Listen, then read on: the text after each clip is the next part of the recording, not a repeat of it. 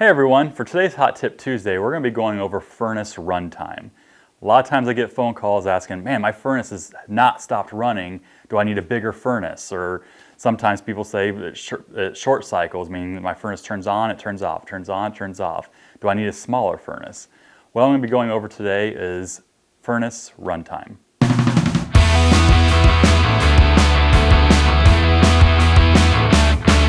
So I got a few calls the other day. It was super cold, and they stated that the furnace was just running non-stop.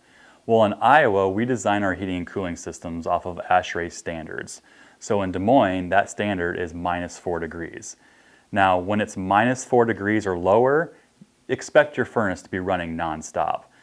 But when it's more milder temperatures, you can expect your furnace not to run as much. Now, having your furnace run a lot is not necessarily a bad thing, because what's happening is your furnace is fully cycling that air from inside your home and heating it up, which means that you're not going to have near as many hot and cold spots throughout your house. You'll have more of an even temperature throughout there. Just because your furnace is running long periods of time isn't necessarily a bad thing when it comes to comfort and efficiency.